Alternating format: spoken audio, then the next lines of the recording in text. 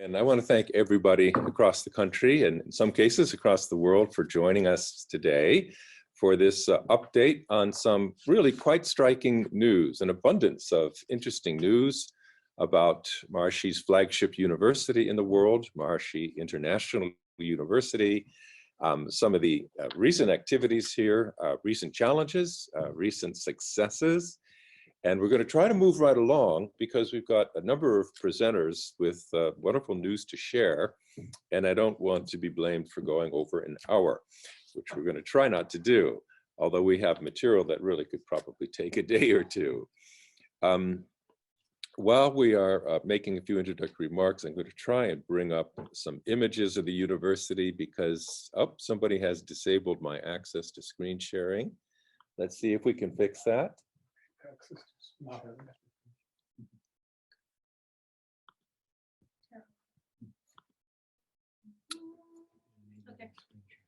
And not quite yet. Let's try. There, I think I'll have it this time. There we go. It's hard to get good help these days. All right, let me go to slideshow here. Okay. Scroll up to the very top of them. I think I can do it from here, maybe. Oh, yeah. Or just play slideshow from the start. Okay, thank you so much. That should work. You should be able to see. This is our campus. It is springtime, and this is how it actually looks. We're looking north and east. You have the Sustainable Living building in the foreground. This is the hub of our campus, the heart of the campus, including the Argyro Student Center, our new Olson Amphitheater in Gil Younger Park in front of the beautiful new building, the Argyro Student Center. Close up of the same. Another view of the campus. This is looking behind the Argyro Student Center. These are the famous golden domes, these meditation domes, which can be filled with thousands of people. Not today with the coronavirus scare. We have them actually closed for the moment, and we've made alternative arrangements to try to keep people safe. I'll go back into that later on. Another view of our campus looking to the north up Iowa Route 1. But it is an absolutely beautiful campus. And for those who haven't visited recently, you'll find it's utterly transformed. So welcome to Maharishi International University. A brief history and time. It was founded almost 50 years ago by Maharishi Mahesh Yogi. It was 2 years later, we actually opened the doors to our first campus in Santa Barbara, California. Obviously, we wanted to get away from there as soon as possible and move to Iowa, which we quickly did in 1970. It was not for the scenery or for the weather necessarily, but because we had a ready-made campus that used to belong to Parsons College, and we suddenly had a real home. A few years later, we had a major arrival of many, many teachers of Transcendental Meditation who basically came under Maharishi's guidance to really help revitalize and run the university. Some of you may have been part of that group. I was. And then in 1979, end of our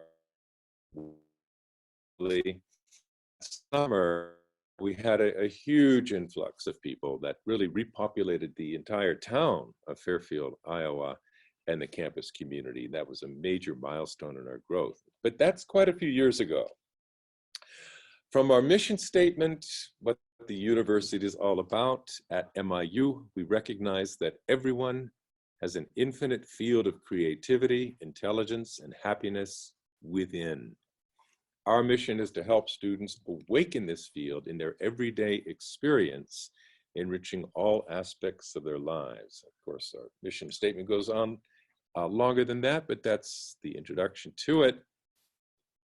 And interestingly enough, and this is unheard of for a college or university of our size, we had many important firsts in the whole world of academics and the whole world of science. First, sustainable living. We had the first degree in regenerative organic agriculture, first degree in the world. We have the first master's and bachelor's program in consciousness and human potential, based largely on the science of consciousness that Maharishi brought out to the world. We have the first degree, bachelor's degree in Ayurveda wellness and integrative health, and the only accredited degree in the world, and the only master's degree in Maharishi Ayurveda in integrative medicine. We have the first MBA program in what's called SAP Finance, and finally we have the first doctoral program in Maharishi Vedic science, establishing a whole new discipline, which is now part of the US Department of Education and part of the American accrediting body. We're going to pause it there because I want to move on. I'll stop sharing the screen. I want to introduce Scott Harriet, who's going to give the first piece of very recent and very important news. And that has to do with the university's accreditation. We just came up for our 10-year accreditation visit. Those are always very strenuous, top to bottom inspections like boot camp in the Army. Everything has to be absolutely spotless. And that doesn't just mean the tabletops, it means every aspect of our financial aid program and on and on. Scott Harriet is a professor of business and the provost of our university. Scott began his scholarly pursuits at Dartmouth College, where he was a friend and mentor of mine 48 years ago. And he strived somewhat unsuccessfully in keeping me out of trouble back then. Scott first joined MIU faculty 40 years ago. He left to get his PhD at Stanford University, where we were again roommates so many years later. He got his degree in management science and engineering. And then he taught as professor of business at 2 of America's top 20 universities before rejoining us at MIU 30 years ago. He became dean of our College of Business and has published a plethora of scholarly articles and books. For the last 22 years, Scott himself has actually worked for the accrediting body, the Higher Learning Commission it's called, as one of their evaluators. For the past 7 years, he's chaired evaluation teams and written accreditation reports for many other colleges and universities. So he knows the accreditation process inside out. He knows the Higher Learning Commission inside out. And that's why we chose Scott to lead our process of reaccreditation when we came due for our accreditation review, for our 10-year accreditation review. So I'd like to ask Scott to briefly talk about the accreditation process and the results of our accreditation evaluation that took place just a week ago. This is a major event, a life or death event in the history of a university, and it is often met with tremendous amount of trepidation. We weren't too scared about it, but we were certainly very careful to make sure we were accurately presenting the tremendous achievements of the university. Go ahead, Scott. Thank you very much, President Hagelin. You have to unmute. As you said, it was only 10 days ago that we had an accrediting team of 5 evaluators who were sent by the Higher Learning Commission to evaluate MIU. Sent means under normal conditions, they would come and visit the university. For this visit, due to the coronavirus situation, we had video conferenced meetings. So over a period of 2 days, 14 hours of video conference meetings with 5 very experienced academic administrators from other universities. And in preparation for that, they had read our 100-page self-study, many of the 100 documents that we uploaded to the Higher Learning Commission's website as backup to our self-study. And they were looking at all aspects of the university's operations, our teaching, our administration, our finances, our facilities. And the result was just fantastic. I've seen the team's draft report. Within a week of the visit, they had completed a 65-page evaluation of MIU, and it's the best evaluation we have had in 40 years. So we had actually had an early indication that it was going to be good. In the exit video conference on Tuesday afternoon last week. The team chair asked the different team members just to comment about their visit. And the first one who spoke said, "I wish I could be a student at MIU." And the next one said, "Me too." So believe me, these people are supposed to be, you know, tough as nails evaluators, and they were just gushing with praise. So I'm going to read you 3 paragraphs from their evaluation, and this will give you a sense of the tone and the deep appreciation that they had for us. MIU's mission is widely understood, and it guides university operations and decision-making, as well as thoroughly informing the campus culture.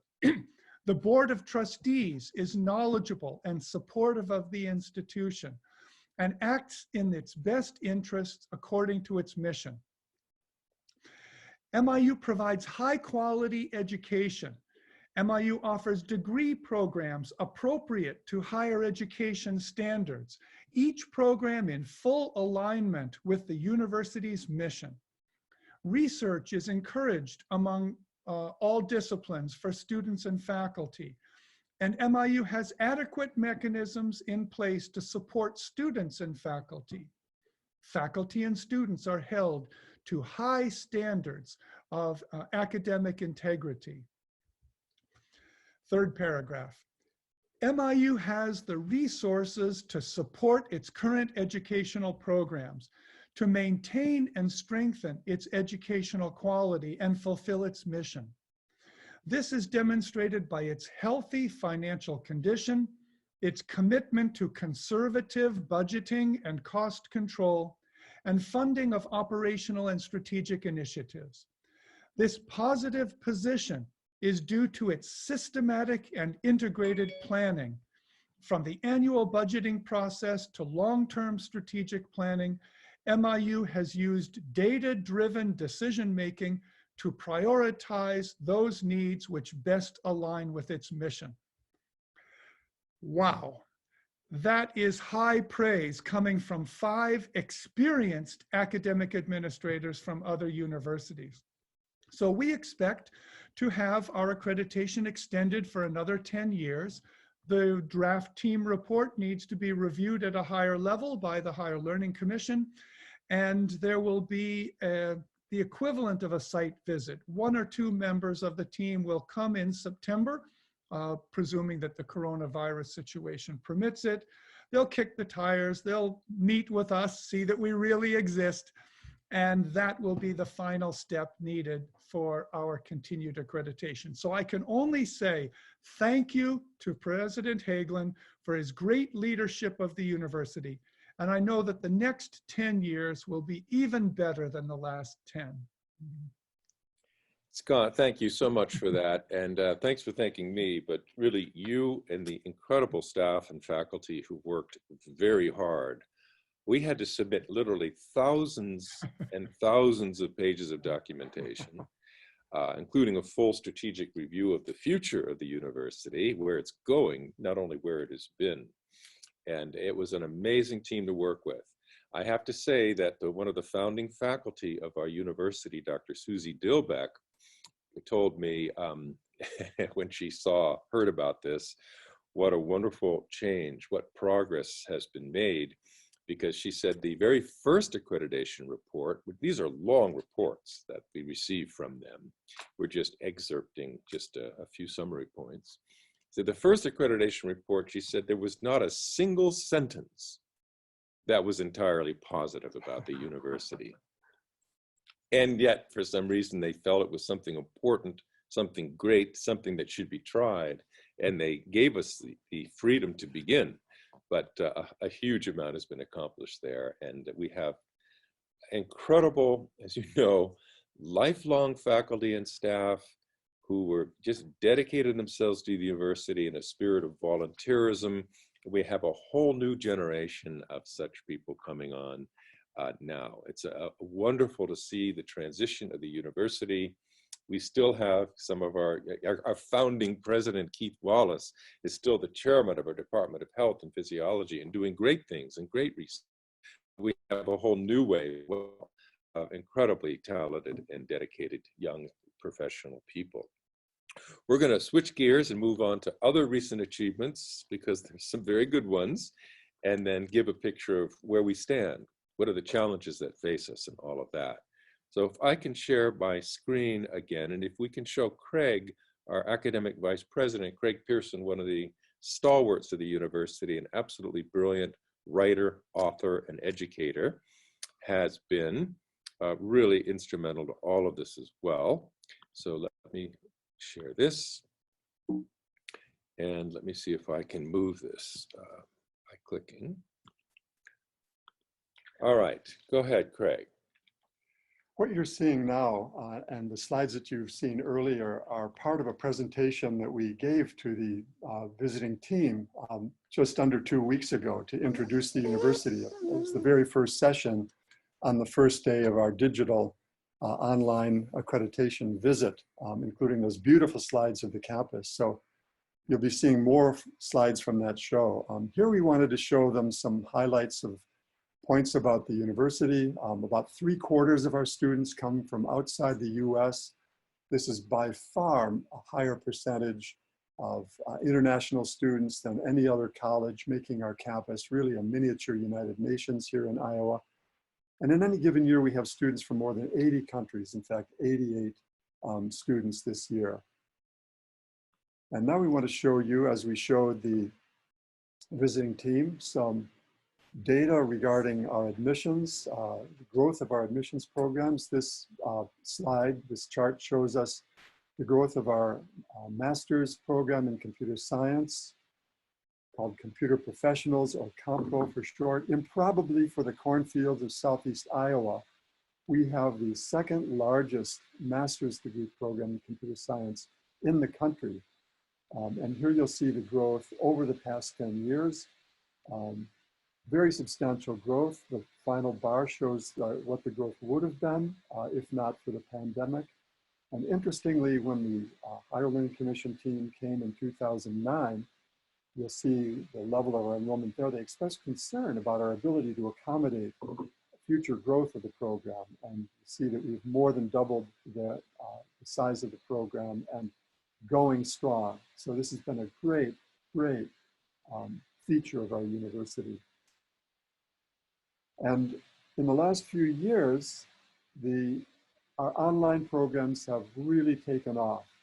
As you can see in this chart, you'll see those programs listed beneath.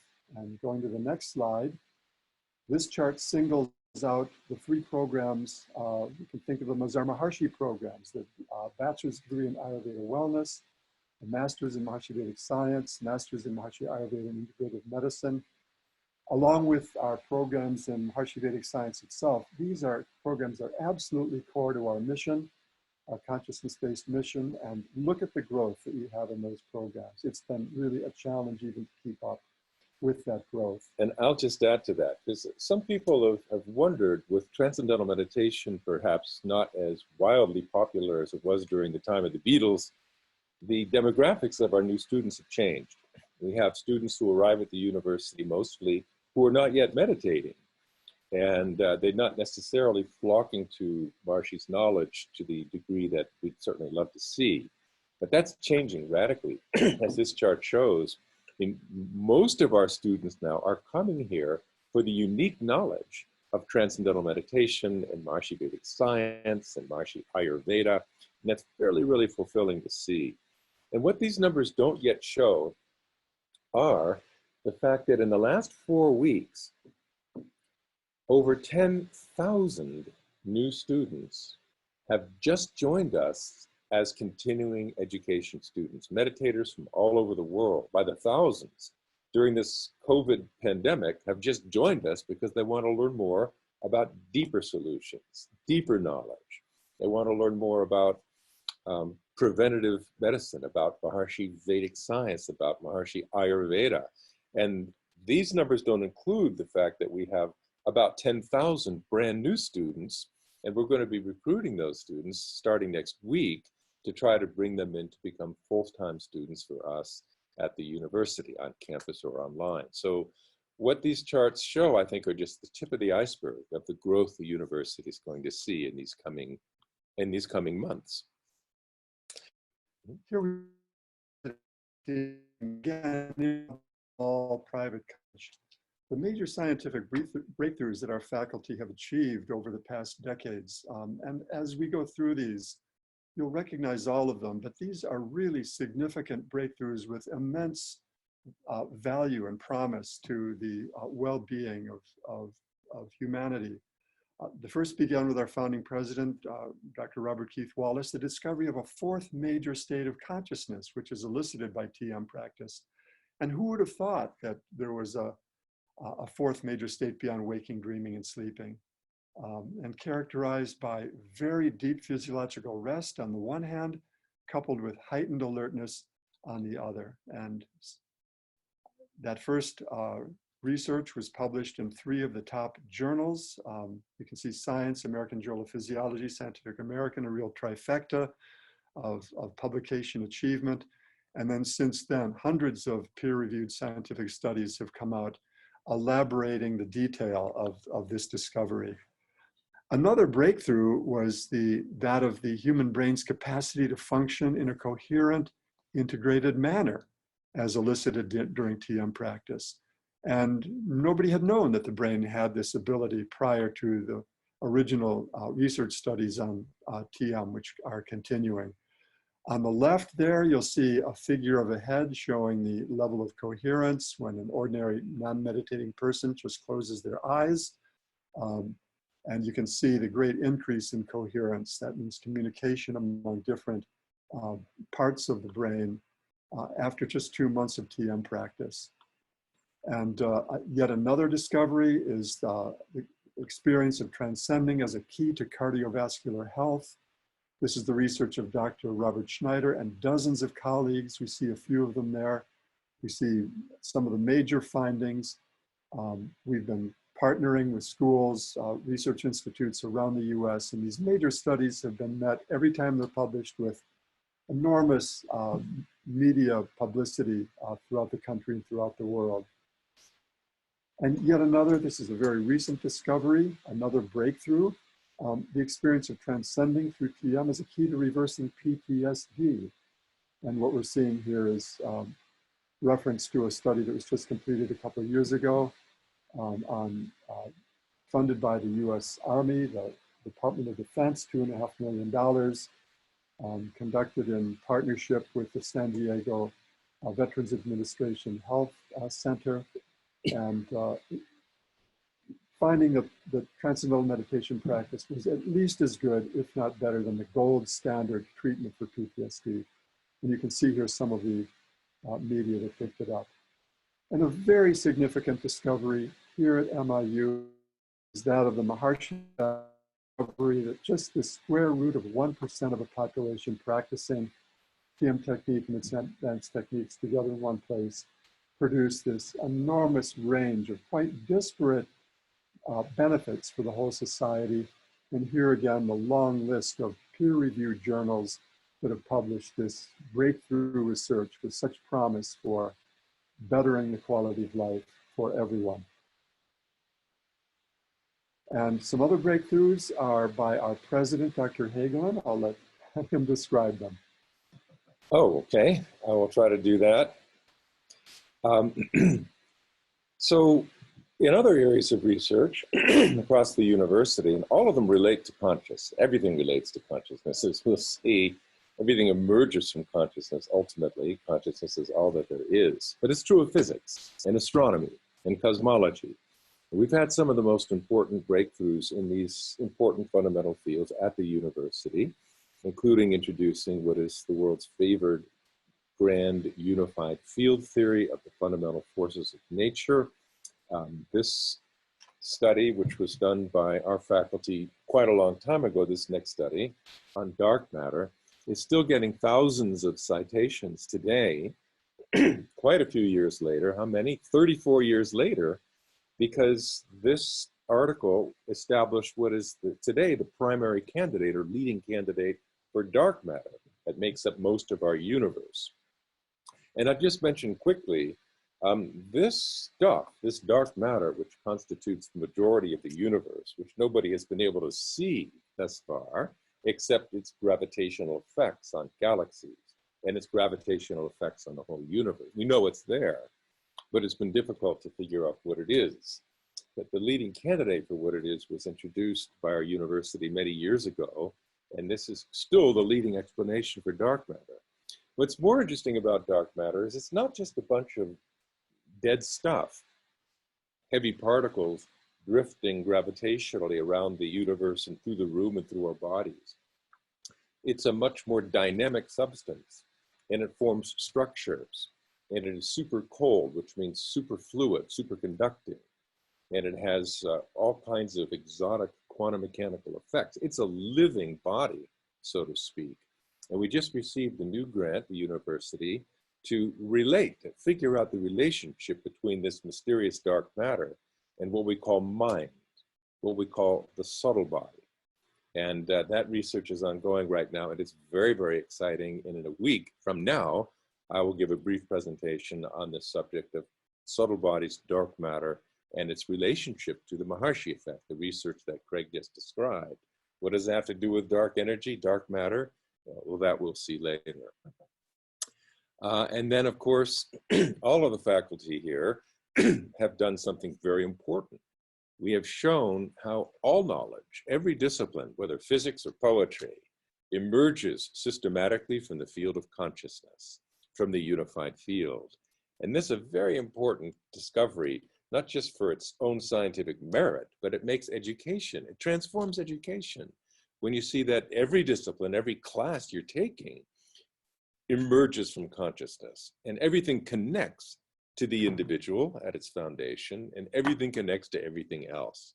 That's not a small thing. That was under Maharishi's inspiration, and that's has had a big effect. We'll say a little bit about the campus. Craig, you want to take this? Yeah, again, this is what we were presenting to the visiting team. This is our Schwartz-Gooch Sustainable Living Center, which various media described as the ultimate green building, and many different features of it, but primarily it's off the grid with respect to electricity, just about everything else. It actually gives back to the environment by creating more energy than it consumes. And here you'll see a photo of the chair of the department, Professor Sam James, who last year won a Fulbright Award, and his award was for studying land use change and conservation of endangered species in a mega diverse tropical country. Next, here's the Wege Center for the Arts. This has been our arts center, but through a generous grant from the Wege Foundation, inspired by Chris and Laura Wege, we have a renovation project going on throughout this year. And hand in hand with that, our professor, again, the chair of the department, Jim Shrewsbury, last year won a prestigious Guggenheim Fellowship Award. And he was just one of 168 scholars and artists and writers from nearly 3,000 applicants nationwide to be chosen for this award. And earlier this year, with the assistance of the Board of Trustees, we purchased this beautiful building. This is a commercial office building that had been built on our campus, Gate Ridge Court. We've been using it to some extent, renting it from the owners, but now the university owns it outright. And the next slide is also a picture of the interior courtyard of Gate Ridge Court. And here, many of you will know, we see our beautiful mega ray solar power plant, arguably the world's most technologically advanced array. It's providing 1/3 of our electrical power right now. And it combines rotating panels that track the sun as it moves with massive vanadium flow battery storage. And with the addition of this array, now nearly 43% of our energy is provided from renewable sources, also from wind energy and geothermal. Terrific. I just want a word or two about where we're going. We have we're putting our focus right now, and the accreditation body thought this was a fantastic idea, on 4 emerging centers of excellence. Firstly, a huge emerging center of success and excellence, a real driver for the university, is this area of integrative medicine and Maharishi Ayurveda. And it's huge. You saw the curves showing the growth of that program. Again, there are about 8,000 people who just enrolled in a taste of that program as continuing education that we hope, many of that we expect, will actually join our full-time program. So that's an area, first such accredited program in the United States, and really rapidly growing. And it's just the beginning. It's really a major trend for the future. The creative arts, you just saw the Wege Center for the Arts, the Guggenheim Fellowship for the Arts. There's a beautiful consolidation of media and screenwriting and the various arts, digital arts and media together in that beautiful Wege Center for the Arts. It's an area of real excellence of our university. We've really become a hub, a center for the arts for the Midwest. So that is growing, and it's a beautiful program. We'll be developing that. Computer science, you've heard about it. It is a colossus, a second largest such program in the world. The accreditation team said, you're never going to be able to grow that program because it's difficult. The level of instruction is at a very high level. We have 10 months basically to prepare somebody to go out and get a job at a Fortune 100 company, which 98.5% of them all do within months of graduating. It takes a high level of instruction. It's a constantly changing field. We have limited resources. The campus is only of finite size, but we've met that challenge, and we've grown by a factor of 4 since the time the team was here last time, as the chart showed, and we are intending to continue to grow. So that's already an area of excellence. And then finally, this is very exciting.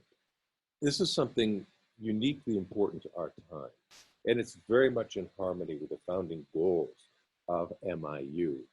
That's our new focus on global solutions, focusing on solutions to the global challenges that face mankind and humankind at this time. Those are steep challenges. Climate change. Now there's the whole vulnerability to global pandemics, and of course, many other challenges, economic injustices, war, violence, crime. So the problems are clear. But the university, through its programs of the development of consciousness, through its sustainable approaches, through its evidence-based solutions, have the capability and the faculty to really make a dent, a huge global dent in tackling the most critical challenges of our time. It's an interdisciplinary approach. It'll be a rallying point of our whole educational program. Students will come here to become leaders, world leaders, bringing solutions to the critical problems. And it's very exciting. It is new. It's going to be launched in this guise starting in the fall, but it's a wonderful area in which we are uniquely, I think, capable and poised to grow. So that, in short, is our strategic plan. We're going to switch gears for a moment and talk a little bit about our amazing school, the Maharishi School. And we have the leaders of the school here to talk about it. It is an absolutely beautiful, unique school in this world. It has really become a model school for thousands and thousands of other schools all over the world that have brought consciousness-based education out to the country and out to the whole world, the David Lynch program schools in America, and thousands of schools all over the world. 21 countries in Latin America have rolled this out, sometimes in many cases nationwide. And it's the Maharishi School that was the model, that was the template, the blueprint for all of those consciousness-based programs, conscious-based education programs throughout the world. So they've had marvelous achievements, and we're going to just introduce some of our marvelous leaders at the school to give us, in short, some of the amazing achievements that the school has experienced, especially in the last year. So if Richard and Eliana, you're present, why don't you take it from here? Thank you so much, President Hagelin, and thank you for the ongoing and continuous parental support for our school we've had from Maharishi International University. The slide you just saw kind of portrays the rarefied air that we began the school year with, and then are ending it with as well, because there's an organization called niche.com, and they do ranking of schools across the United States, and they rank Maharishi School first in 5 different categories. And that was the #1 K-12 private school in the state of Iowa, the #1 high school, the #1 college prep high school, the #1 boarding school, and the #1 most diverse school. Just as a university is the most diverse in the country, we have students from over 30 different countries. And we have a boarding program we had 22 students this year from 8 different countries, a really wonderful program here on our campus. So, you know, it was an exceptional year with wonderful students, and the pandemic really laid waste to a lot of the different activities that students would ordinarily be participating in. But I have to, tip my hat to the state science fair competition, because they did allow our students to continue to compete. They recorded their project presentations online, submitted them, then had judging after that. And it's fortunate because 2 of our students were champions in the state science competition. One of them, Skylar Halley, won the competition for robotics and intelligent machines. And another, Shrishti Sharma, won for computer science, and her app in process that would detect early signs of Alzheimer's based upon one's gait or stride. So it's a really amazing, angle of research. And she was awarded 3rd place in the entire state for that science competition. So we're moving on in spite of the virus, and Eliana will tell you more about our teachers' responses. But I think, our students have been persisting through this time. Our graduates are getting recognized at schools and selected universities throughout the United States, one of whom, Yannette Traverse, has earned a full scholarship at Princeton University, fully paid. And so we're very proud of them. And the other way that we're kind of rarefied air is that there are less than 2% of the students in Iowa right now that continued over these last 2 months in required academic programs. So we really have a kind of special body of teachers that have risen to the occasion, and so have our board of directors, and our chair of our board and alumna of the school, Ileana Freeman, will be sharing a little bit more about that now. Thanks, Richard. I did just want to share for a few minutes about how incredible the school has pivoted during this time. It's such an unprecedented time for schools across the whole world.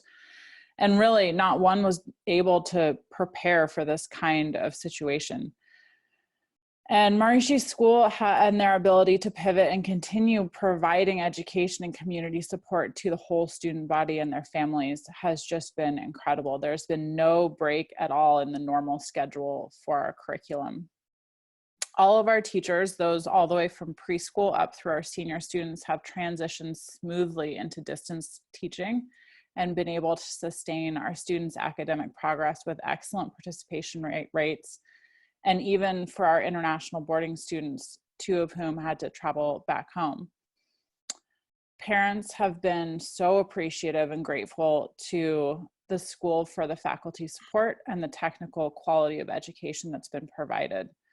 And I believe we are really paving the way for creating what may very well be a new way of learning for the future. So we're just so happy and excited about this new avenue and all of the new opportunities that are coming out of this. Thank you, Eliana. We're really, really proud of the school and its leadership. They are a shining star. They're a draw for families to come here from all over the country, or even just to send their children to school here, since the school is a boarding school now, as well as a day school. And they've just been a magnet for this town. This is the only town in Fairfield, apart from the big city of Des Moines, that's growing. Every other town in the state, unfortunately, has been experiencing a slow, steady decline, but there's so much to attract people to Fairfield, and that's really what we're going to talk about for a moment. Next, we're going to have our illustrious long-term mayor of Fairfield, Iowa, Ed Malloy, who is a leading member of the Maharishi International University board as well, to just say in a nutshell what's going on in this town, which is quite amazing. And then we'll come back to the university, what we're doing for COVID, and finish up with some important points. Ed, are you with us? I am unmuted. Thank you, John. I appreciate that. I am a retired long-term mayor of Fairfield, Iowa, having relinquished my office at the end of last year in December. And the new elected mayor, Connie Boyer, who is a former council member, a dear friend, Siddha meditator, has taken on this transition quite well in the face of a public health crisis. So all of our best wishes go to Connie on her continued success. And also I want to start by congratulating President Hagelin, Dr. Harriet, and Dr. Pearson for the incredible accomplishment of the continued accreditation of Maharishi International University. We all understand that in 1974, Fairfield was changed forever when the university was established here. And over that time, it's been remarkable to see how a consciousness-based educational system and community dedicated to that internal development of their own inner creativity and dynamism has grown one of the most fascinating small cities in America. And over time, we've received recognitions for that, and many of them come in a surprising and an unexpected way. Some others, we are part of an application process in a competition with other cities. But over that time, it's been extraordinary, the recognitions that we've gotten. You know, going back to 2003, when we were named by the National Association of Town and Townships out of Washington, D.C., the most entrepreneurial city in America, under 10,000 population. Now remember that because we received something more recently, which is somewhat significant, and I'll get back to that. But we also, the following year, became known as Iowa's most entrepreneurial city.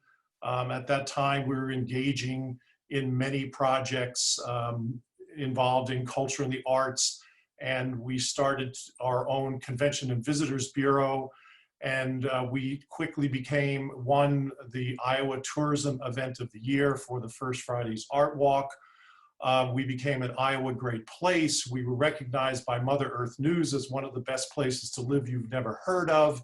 We opened up an arts and convention center, and the theater was dedicated to the famous Stephen Sondheim, the Center for the Performing Arts. In 2009, we published a 10-year strategic plan for sustainability for an entire city, which at the time was something quite unique, but a trend that was really, and got national recognition for that. And during that period of time, you know, we looked at the expansion to renewable energy, and 2 solar companies were born during that time, and since then have created over 100 jobs and have developed just in Fairfield alone over 4 megawatts of solar electricity. Oprah Winfrey famously visited here. Smithsonian Magazine named Fairfield one of the top places in America to visit. We received a designation for health and wellness called the Iowa Blue Zone. By BuzzFeed.com, we were named one of the 20 top places to visit in America. We just had so many things that were accomplished during that period of time in recreation, a new outdoor swimming pool, a 16-mile loop trail, so many different things. And during that period of time, as President Hagelin mentioned, our population grew. So we are now over 10,000 in population. In fact, we're up to about 10,600, which is a 10% increase in population. And what's significant about that is that earlier this week, we learned that there was a recent study that was published by an organization called Heartland Forward. And this is a think tank that's funded by the Walton family with some of the top national experts in rural development, and particularly rural economic development. And what they took a measure of metropolitan areas, which are cities 50,000 and above, and micropolitan cities and areas, which are between 10,000 and 50,000. And apparently there are 550 micropolitan areas in the United States, and Fairfield was ranked 35th. Now, what drew, what statistics drew them to Fairfield? This study was all about economic development and new job creation by young, educated entrepreneurs as being the model that is most productive in terms of economic development across the country, whether you're in a small area or a large city. So Fairfield obviously measured quite well in that regard, but I think the thing that we were most excited about was that part of the measure was that these were young folks that were creating jobs and new companies. So we're seeing a next generation effect in Fairfield, which is quite encouraging, and we're really, really excited about that. They talk about a connection to universities in small towns that is essential, and obviously our university is not just another small college or university. It is an international, it is a creative engine, and it is very much a part of all of that success. So once again, MIU is at the center of Fairfield's success. Everyone in the community, whether they practice meditation or not, appreciates that, recognizes that, and coexists in a way that is harmonious and beneficial, and very proud of who we are, our identity, and what our potential is going forward. Thank you, John. Thank you so much, Ed, for 18 years of incredible service that put Fairfield not just on the map, but just dominating the map for cities of its size. As Smithsonian Magazine said, one of the top small cities to visit in America. That's, and what was it? United Airways magazine says they have a place to, every state has its place to go. When you read the magazine, what am I going to do when I get to Iowa? There's only one thing, and it's visit Fairfield. And so anyway, it's a tremendous popular fondness and acclaim that the town has won and the university has won, so thank you. So we're going to switch back to the university. A quick update on some of the tremendous responses to the COVID pandemic, and then where we sit right now and where we're going to go from here. COVID took us all by surprise, naturally, everybody by surprise. We were probably one of the very first innovators. We came up with a very effective plan. It was a serious plan that has kept the COVID virus 100% off of our campus. We have had no cases. We've helped keep it out of the town where there is only currently one active case. I think there's been a total of 8 cases so far in this county. We want to keep it that way.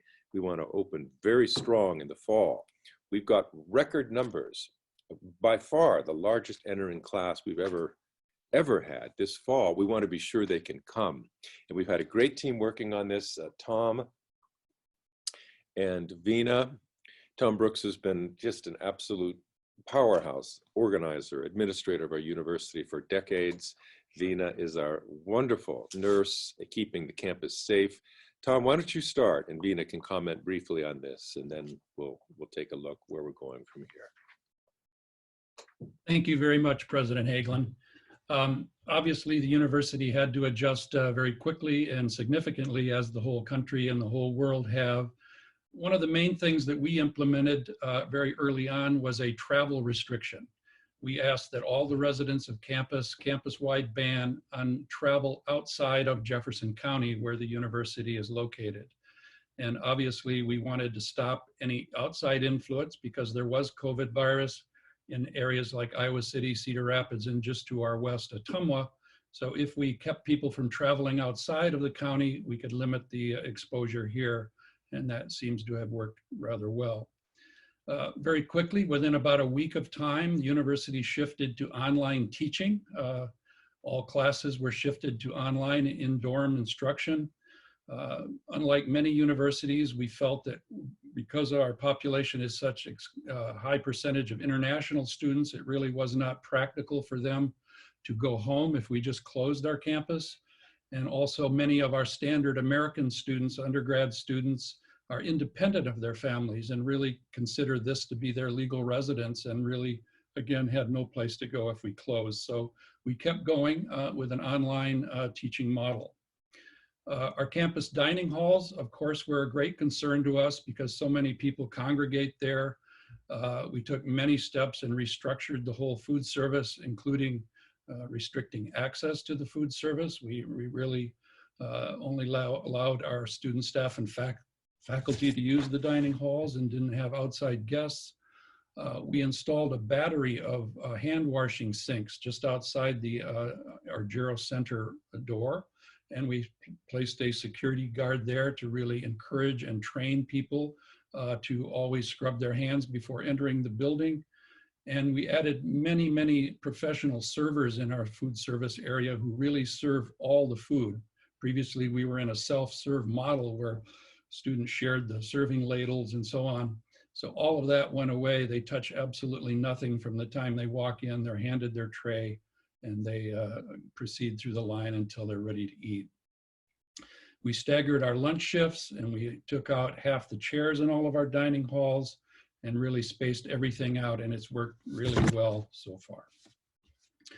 Our recreation center was closed, as many facilities around the United States, and to help compensate, we created a virtual rec center, and it's been developed so that students can take online fitness sessions, dance classes, yoga classes, everything from their dorm rooms on a daily basis.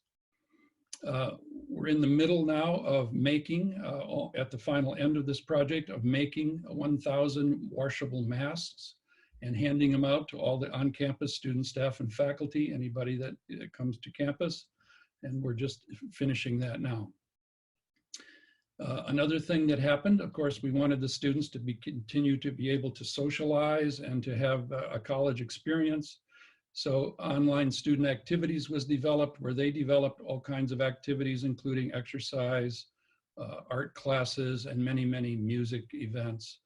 And so one by one, we went through everything on campus and adjusted, and day by day, we watched the news and are continuing to adjust. And I think our campus nurse, Vina Miller, will continue. Thank you, Tom. As you see, many things have changed on campus, although the education is continuing as it always has. In January, as COVID started traveling the globe, we were expecting over 130 international students.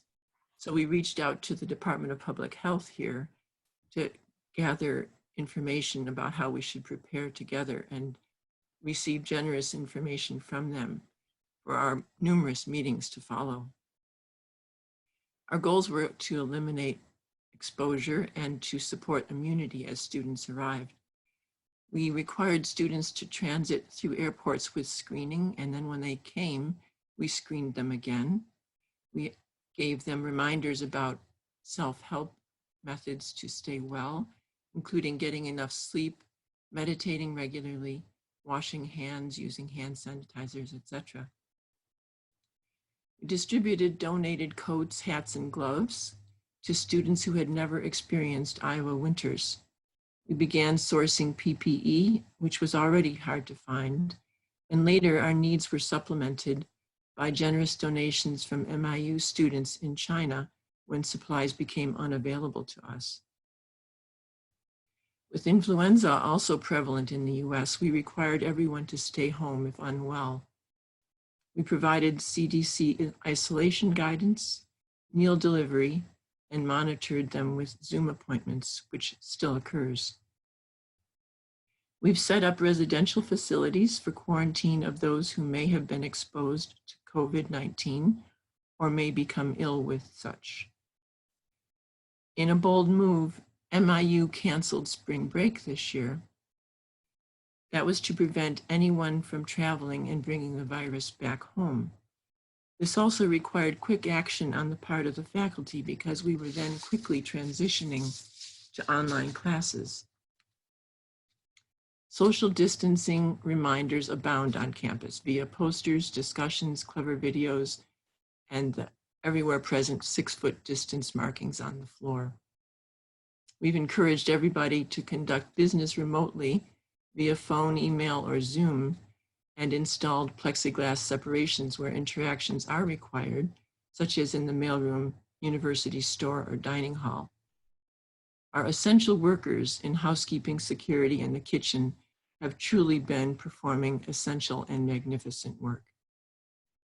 Regrettably, we have asked friends of the university around the world, the country, and even Fairfield residents to avoid coming on campus at this time. The Jefferson County Public Health Department and the Jefferson County Health Center have thanked MIU and Maharishi School for the policies we've implemented. As surrounding counties see an increase in cases, we realize we still have to be proceeding carefully, but we feel very grateful and blessed that we have stayed healthy at this wonderful university community. That's super. A really absolutely loving force of nature in Vina and keeping us healthy, and we're really, really grateful for that and for her team. So that's what we're doing. And the amazing thing is we're able to operate without incident, and that's keeping the university really in business, so to speak. We don't have the endowment of Stanford or Harvard University, and we really just can't afford not to, to afford to close, or our ability to reopen would be in some serious doubt. About the impact of all of this, I should say, we are very fortunate to be one of a relative handful of universities that are functioning. And I've been actually got the blessings to do so by the town leaders, and everybody's amazed at how successfully that is going. At the same time, although you might say, well, good, we're in business, there shouldn't be any real financial challenge that is going to therefore come to us. But in fact, the principal source of revenues for the university is the Compro program, our large computer science professionals program. And those students come to campus for their education for free, essentially. And we don't really receive any tuition payment from them until we place them in one of these Fortune 100 jobs, which is a wonderful thing for the university to do. It's a really philanthropic, really wonderful thing to be able to offer. But in the present case, if people are not getting hired, and it's the number of companies that are hiring right now is relatively few, with over 30 million people out of work, it's not exactly a hiring frenzy right now. So we have a lot of really talented graduates who are waiting for the job situation to change before they can get their work, which means before the university can get paid their tuition for their educations. So that puts basically a full stop on cash flow to the university. Even though we're still accumulating revenues, the cash fruit of those revenues. And so we are basically coasting until the fall on revenues from the last input of students, which was in January. Universities normally collect income twice a year. In the fall, when students come, bring their tuition money, and again for spring semester. There's a long gap between the January entry and the next entry in September. We're right in the middle of that gap. So yes, going from a situation of continuous revenues from constant hiring of our graduates, from Compro especially, to a situation of no hiring was a bit of a shock. And we've responded dynamically, obviously, to that shock. We've applied for every imaginable form of assistance from the government. We're getting quite a bit of that. We've received grants from the government. We're receiving loan forgiveness, tax forgiveness. We're waiting for an SBA loan, which would be a substantial loan to come. And we're also, of course, we're involved in fundraising so that donors and supporters of the university can help tide us through to the fall, because we're scheduled next year to have the most successful year financially in the history of the university, because the number of students are growing at an extremely exhilarating rate. So you could say, on the one hand, the financial health of the university has never been better. You could also say, well, the short-term challenge of the university has never been more severe, because running a university with 600 or 700 employees without incoming cash to meet the payroll is challenging. One of the things we have done, and I'll ask Carol to comment briefly, is we've had to furlough or put on partial furlough about 350 of our employees, faculty and staff, which is a lot. That's more than a third of our employees when we're still in full operation. So everybody is really stretched. And wonderful thing about our community is that we have such a volunteer spirit here that when people get a pink slip or they get, they get deferred, they do so in the same spirit of volunteerism. They just want to help. Everybody wants to pitch in, and that spirit is alive right now. The spirit of the university is really, I'd say, at its peak, despite the fact that details like cash flow are perhaps at an all-time trough. Carol Passos has been a principal architect in this plan of juggling personnel and payroll. I'd just like to introduce her and ask if she has anything to say. Carol Passos. Hello, everybody. Well, we've been working really hard in the Human Resources Department to make sure that we're staffed enough to fulfill our responsibilities, because as President Hagelin mentioned, we are still operational. So we have furloughed, temporary layoff about 100 of our employees. And me and Vic and Scott, we've been working together since we work in the block system to lay off and rehire employees pretty much every month. So we have had to be really flexible to meet our financial challenges, to meet the cash flow challenges, and create as much savings as we can. Right now, last month, we saved about $80,000 in payroll, and we are scheduled to save for May about $300,000 to $315,000 in payroll alone. And we're also deferring payroll taxes. So we are stretching everything that we can to be financially responsible. And we can only do that because our staff and our faculty, they're partners, they're amazing, and they really step to the occasion, and they want to help, and they are being incredibly supportive, and we have an amazing team. Thank you. Thank you, Carol. And Carol, who's responsible for spending money, and her husband, Tiago, who's responsible for raising it, part of a new generation of leaders at the university that just make me smile. They're just absolutely wonderful. So obviously, best time in the history of the university. What's that book? It was the best of times. It was the worst of times. Tale of Two Cities. Tale of Two Cities. Well, yeah, for a short few months, it's going to be really lean. We absolutely have to be sure that we are running on the ground, running in the fall when we're going to have our biggest admissions ever. And that's why last week we finally launched this year's annual campaign, annual fund campaign, or annual giving campaign. You should have all received this in the mail and probably also via email. This would be a good time to look at it.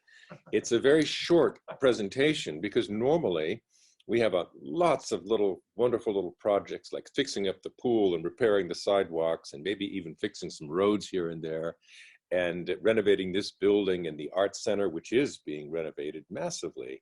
So we have lots of tantalizing projects which are very inspiring and fun to give to, but always the cornerstone of our annual push, because our fiscal year ends at the end of June, is on operations. It's called the annual fund. It's what keeps the faculty teaching, it keeps the staff working, it keeps the kitchen operating, it keeps the classes and university going. So that's more important right now than renovating a new building, since the campus already looks quite amazing. So we need to raise the annual fund, and that's a $2.25 million fund. We are about halfway there, so we have a long way to go, and the year ends at the end of June. And the other unique piece of it this year is actually quite an exciting thing. It's called the Endowment Matching Challenge. It's the centerfold of the Giving Campaign brochure. And what's been so helpful, the most important thing that is keeping us going, that'll allow us to make it through the fall, has been donor support. We have an amazing, amazing family of donors. Everybody on this call is a member of that family. And a little earlier this year, one of our donors put up $1 million endowment matching challenge. And over the next few months, we were able to raise that match. Many people stepped forward, and we were able to raise an additional $1 million, which released the original matching dollars. So we have suddenly $2 million more in our endowment. And that's a very significant increase in our relatively small endowment. And that endowment, that $2 million is going to be more important than any government program in getting us through the summertime. The donor support is really just key. So what we now have is that challenge, that endowment matching challenge, which was originally $1 million, seeking $1 million match, has been extended by another $500,000. And so if we can raise that in addition to the annual fund, that'll turn into another full $1 million, and that will get us through the summer. That'll get us safely well into the fall. So that is very, very important. I really wanted to point that out because a matching challenge like that is relatively rare. And we've got some momentum right now in building our endowment, and all of us together can really make that happen, I think, quite easily. So that's the focus. The three focuses of this campaign are the annual fund, our ability to operate throughout the summer, the endowment matching challenge, which is very important for two reasons. Having an endowment, of course, gets us through not only this crisis, but all future crises. Universities with endowments don't sweat these things because they know they have in the piggy bank funds that they can use to get them through any downturn. Like we had a downturn in 2008. The whole country was in the Great Recession, it was called. We made it through for that reason. So we need to build the endowment, but this endowment is particularly special. This particular this endowment matching challenge has a dual purpose. It builds the endowment, which is going to serve us long term, but it is a special fund, a special account, which is meant to be an endowment. That is, it's meant to last forever, but we can borrow from it in cases of emergency. We can draw cash from it, and we can pay that cash back with low interest, but we will pay it back. Just like we did in 2008, we paid it back, and that allows us to operate. So a gift, a matching gift in this case, will not only get matched, will not only build a permanent endowment, but it'll also help us get through to the fall. So this is really, really important. And I have to just thank, as always, our incredible trustees, trustee donors, and donors across the whole country, across the whole world, who stepped forward year after year for our annual fund and help us make the fund. We made it last year by about $5. We had $2.25 million plus about $5 or $6 extra. And we have to make it this year as well. And that'll be really entirely up to you. Please take a look at that brochure. If you have any questions about the campaign, said there were three components. There is the operations or annual fund, which we clearly need to operate right now. There's the endowment matching challenge, which serves dual purpose. It's operating in an emergency like now, but it's also permanent. And then there are just one or two small renovation projects, which would be very nice, and we list them, but they're not quite as critical as those other two main focuses are. If you have any questions about this, just email us at development@miu.edu. If you'd like to make a gift right away and you don't have too many questions, you don't have questions, you can simply go to giving.miu.edu, and those email addresses and phone numbers are also in this brochure. But I really wanted to sort of end with that. We are poised with our best prospects in the history of our university. We've got this little hiccup right in front of us. We've met the challenge well, but to really meet the challenge and overcome it, we do have to keep operating without income until the compro hires begin again, or until the students arrive in September and bring new funds with them. So we've got a big gap here. I'd like to ask Ed, our mayor, once again to just step in and give his final thoughts on that subject. And then I think we can just take a few questions and wrap up. Ed? Thank you, John. You're absolutely right. This is a critical time for us to ask the people who've supported us for decades. We have the most loyal group of donors, but they are donors who really appreciate what the university represents, what it accomplishes, and what it means to the future. And I think what our dollars do when we sign a check to the university is we basically are voting for the leadership that we have. And we have extraordinary leadership right now in yourself and your team. The university has just never been in better position. So many positive signs going forward, so many things, the transformation of the campus. And I know personally, and many people on this call know personally, how much you are involved in all of those different projects and elements, and extend your force of personality and bliss and consciousness on everything that really supports the university. The annual fund is a critical part of the university's budget. Overall, we have an over $20 million budget. This $2.25 million is really critical, very, very essential part of this. And it's penciled in every year with the expectation that we're going to be able to make that again from our donors. And this year is no different, but we also recognize that it's an extraordinary challenge for people. There may be some of our donor family that have been furloughed themselves, or businesses is reduced in some way. And for those people, we have to ask them to take care of their families and themselves. But for those who are not, we have to ask them to really think deeply about this critical kind of support coming at this time, and assuring that we make this budget. But we really have a great future. We have a great team in place. The leadership is just extraordinary. And your donation to whatever part of this that President Hagelin mentioned is something that is really a vote for the support of John and his team and all of the university that are continuing to make this a place that the whole country and the whole world wants to know more about.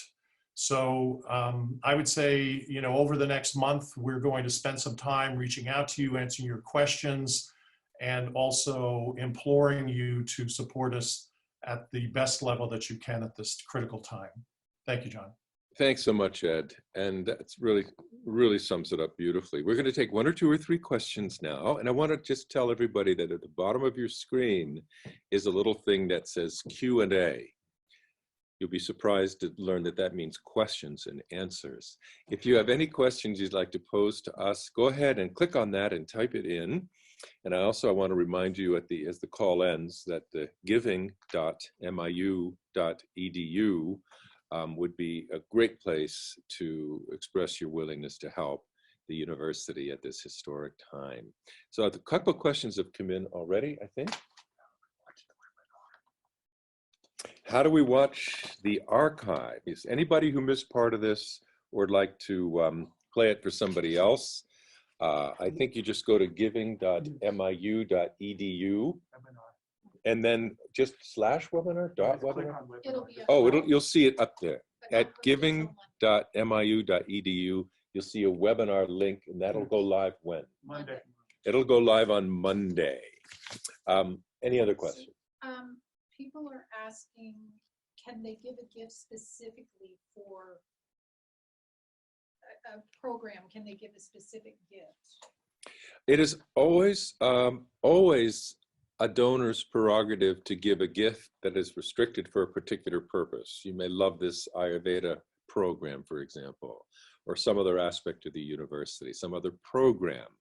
And that is fine. Those are called restricted donations. They are always used for the purpose that was intended, and that is always possible and always welcome.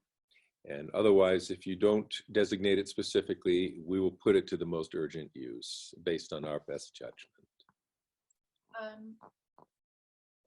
Wendy's asking, how many potential students are we looking at for the fall? Do we have an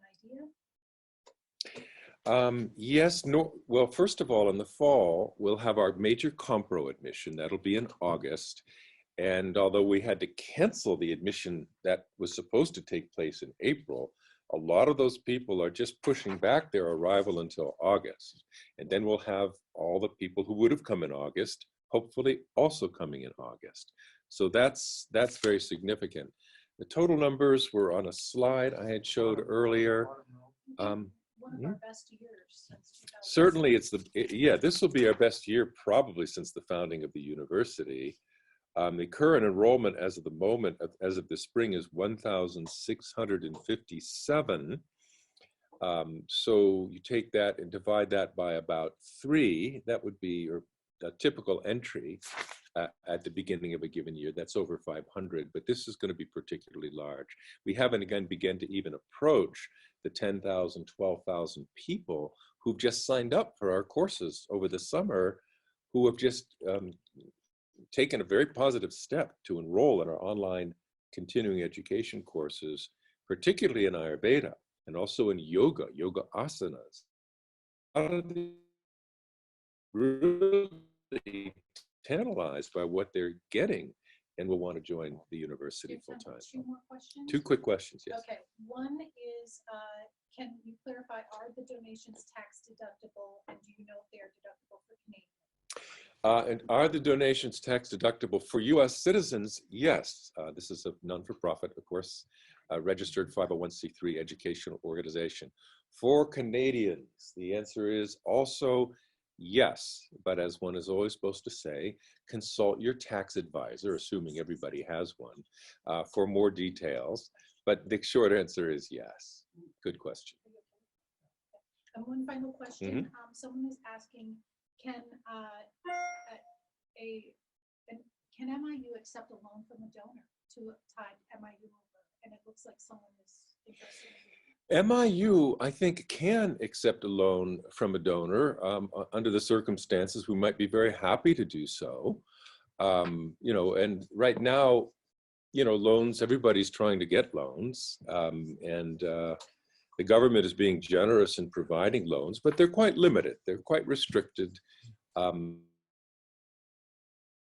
kinds of strings attached, and they're not nearly enough of them.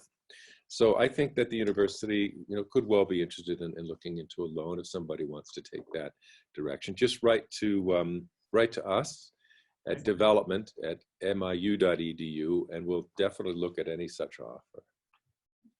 Right? All right. I think we've been a little longer than advertised, which is our, of course, tradition. And so what we'll do is wrap it up. I have a quick announcement. A week from right now, next Saturday at 11, for those who have a high level of curiosity, I will be giving a talk on the physics of the Maharishi effect, where we're going to be talking about long-range quantum entanglements between people. We'll talk a little bit about dark matter and the subtle body and quantum entanglements and some really remarkable things like that. So for those who really want to understand well the physics of social coherence, how a group in Fairfield or in Washington, D.C. can affect, or in India, can affect the entire world, it's a fascinating subject, and we'll dive into that for about an hour next Saturday. And the Saturday after that, also at the same time, will be the 3rd and final webinar, and that will be on the subject of, get this, the many worlds interpretation of quantum mechanics and the non-collapse of the quantum wave function, which is basically some amazing developments in physics that suggest that ultimately consciousness is all that there is. And everything else is essentially a fabrication of consciousness, just as the great sages of the Vedanta tradition from Maharishi and Rajaram and other great saints and sages have been saying all along. Science is in a position to say, oh my gosh, this actually seems to be true. That's 2 weeks from now. And finally, I just got a note, there's going to be a seminar, a webinar, which should be quite interesting later on this week, Thursday evening, May 21st. So next week, 8 o'clock Fairfield time, live from the university. It is called Mighty Fine Change Makers. So these are going to be some really famous people and speakers who have made a huge change in the direction of the planet, in the direction of the world. This is a series that is being hosted here at the university, and that'll be webcast. And there'll be an announcement about that too. Thank you so much for joining us all today. We at the university appreciate so much the attention and loving support of all of the wonderful people who we've come in contact with all these years, who perhaps went to MIU at one stage, had a child at MIU at one stage, have been involved in the Transcendental Meditation program in one way or another, and others who have been charmed and attracted to the university. It is a huge mission we are on. If there's one university on the planet that needs to survive the COVID-19 pandemic and emerge as a model for the world, it is this university. It's Maharishi's University. Higher education for higher consciousness is the fundamental purpose of education, and really uniquely embodied at this university. We are fortunately thriving, growing, expanding, gaining accolades of all kinds. Now we just have to make it to the fall, and I believe the future of the university will be set forever. Thank you again for your support.